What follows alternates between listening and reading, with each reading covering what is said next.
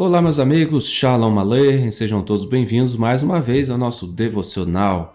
Como no capítulo 20 do livro de Josué, nós vemos quase que exclusivamente falando sobre as cidades de refúgio, fica evidente que o tema é de grande relevância no contexto israelita daqueles dias.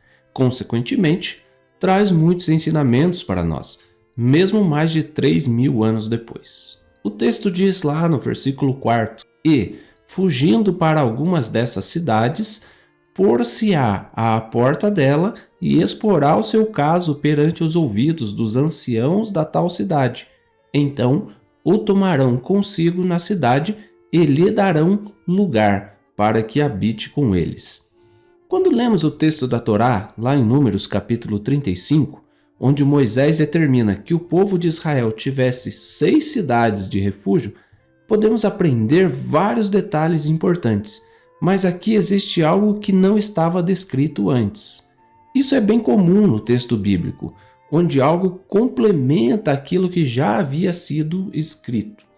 Vale lembrar que o texto de Josué 20 começa com "Disse mais o Senhor a Josué", o que denota não ser uma ideia que surgiu na cabeça do líder de Israel, mas uma ordem divina ao povo.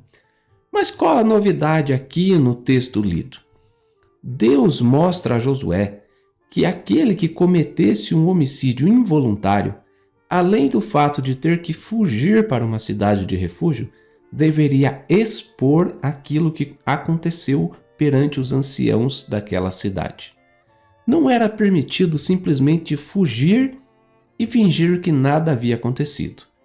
Muitas pessoas tentam apagar o seu passado simplesmente mudando de cidade para um lugar que ninguém as conhece e decidem começar uma vida nova.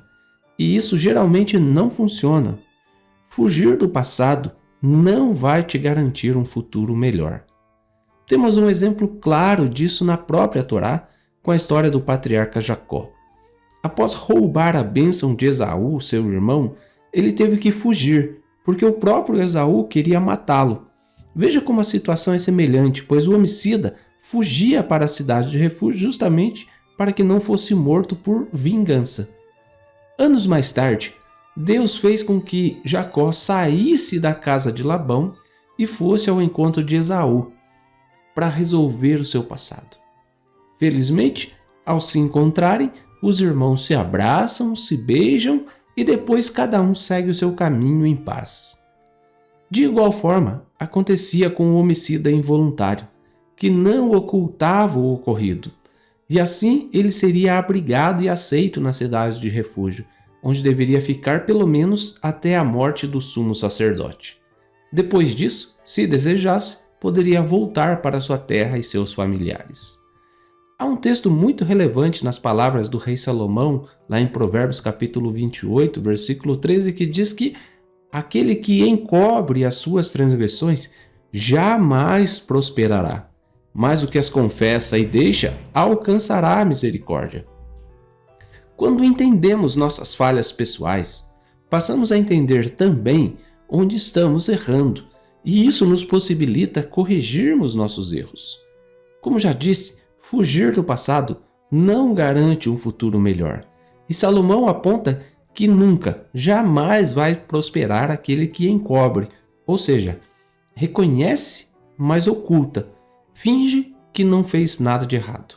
Essa palavra de Salomão vai de encontro ao que foi dito por Yohanan lá na primeira carta de João, capítulo 1, versículo 8, que diz assim: "Se dissermos que não temos pecado nenhum, a nós mesmos nos enganamos, e a verdade não está em nós." Olha como é relevante.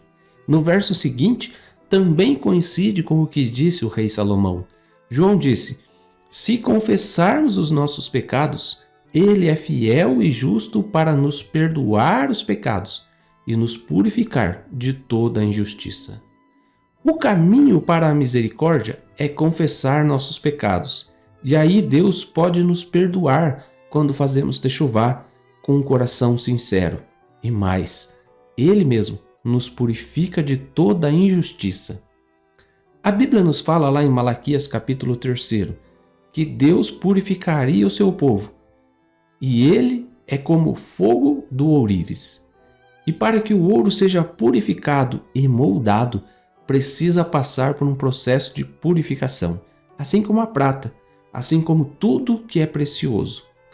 Eventualmente, esse processo pode doer, mas no fim você poderá se transformar numa joia preciosa nas mãos do Criador. Mas claro, isso só vai acontecer mediante arrependimento, confissão e tendo tempo, sempre, diariamente, ao menos 5 minutos para Deus. Shalom.